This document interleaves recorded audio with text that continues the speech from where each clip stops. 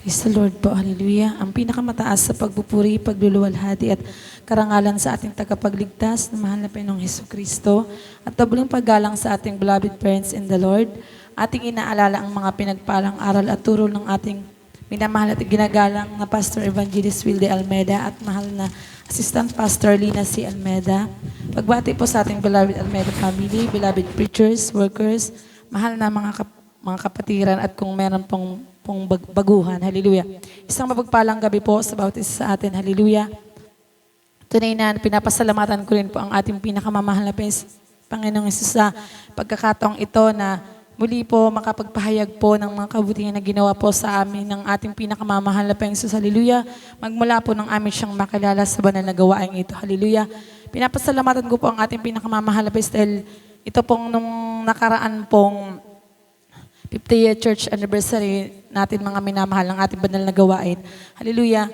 Talagang napakabuti po ng ating pinakamamahal na Panginoon kasi talagang siya po yung nag-provide po ng aming mga pangangailangan dahil talagang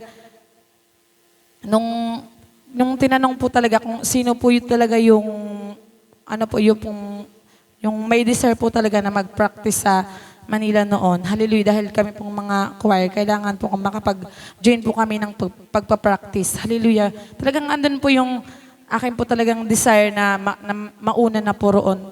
Pero andun na iniisip ko kung magsasama lang po ba ako ng isa kong anak or lahat na po kami sasama kasi tinanong na rin po kami kung talagang sasama na po kami lahat. Andun na parang nag-aalangan po kaming ng aking pong beloved husband kasi talagang kung iisipin mga minamahal, andun na kapag alam naman natin doon na talagang yung na-experience na rin po ito ng ating mga kapatid sa kanila pong mga patotoo na talagang andun po yung sakripisyo po talaga.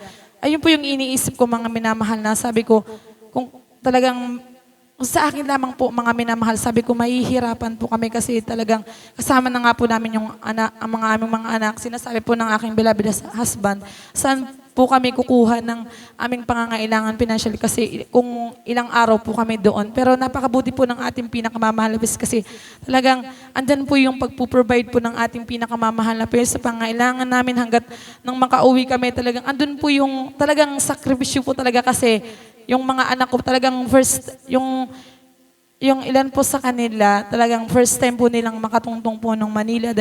Andun talaga yung nagsuka po sila, hallelujah. Pero napakabuti pa rin po ng ating pinakamamahal na dahil talagang, lalo na po yung aking beloved bunso, talagang andun na awang-awa na po ako kasi talagang hindi na po yan umiimik. Sabi ko talagang, tinatanong ko nga po kung, sabi ko baka po ako malungsi na. Talagang yun po talaga yung sabi ko bilang magulang talagang nag-aalala na po ako pero salamat pa rin po sa ating pinakamamahal na dahil talagang hanggang sa pag-uwi po andun po yung kalakasan niya pong binibigay po sa amin. Napakabuti po ng ating pinakamamahal na hallelujah, dahil talaga yung prayer ko rin po sa ating pinakamamahal na sabi ko mahal na Panginoon, birthday gift mo na po sa akin yung muli po na makapag-join po ako na makaawit po sa Manila. Talagang napakabuti po ng ating pinakamamahal kasi talagang andun po yung katugunan niya. Dahil sabi ko, napakalaging regalo na po yun sa akin dahil talagang yung February po, birth month ko po talaga yun.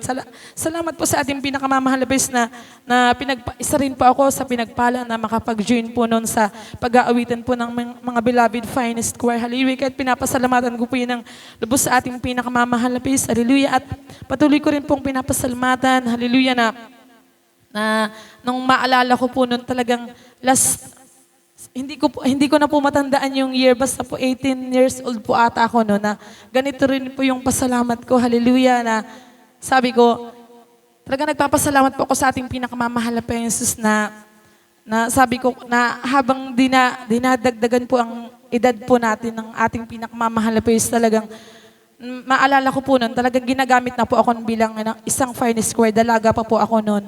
Talagang nagpasalamat rin po ako sa ating pinakamamahal na sabi ko kahit talagang dumadagdag po yung ating edad na andyan po yung nasa piling pa rin po tayo ng ating pinakamamahal na Diyos at patuloy pong kinakabagan na hallelujah dahil talagang sa ngayon po, kaarawan ko po sa laman, napakabuti po ng ating pinakamamahal na Diyos sa karagdagang taon niya po para sa akin, hallelujah, dahil talagang sabi ko nga po, napifeel ko na rin po talagang tumatanda na po kasi 1 year na lang po, lalagpas na rin po ako sa kalendaryo, pero salamat po sa karagdagang taon na pinagkaloob po ng ating pinakamamahal na Diyos sa akin, hallelujah, sa patuloy niya pong paggabay, pag-iingat niya po sa mga aking mga mahal sa buhay, sa aking beloved husband, hallelujah, sa pagpo-provide po ng aming mga pangangailangan na bagamat andun po yung talagang mararanasan mo yung pong mga kahirapan pero kahit kailan po hindi tayo pinabayaan ng ating pinakamamahal na Diyos. Kahit pinapasalamatan ko po yun ang lubos sa ating pinakamamahal na Diyos. Hallelujah. At patuloy ko rin pong pinapasalamatan na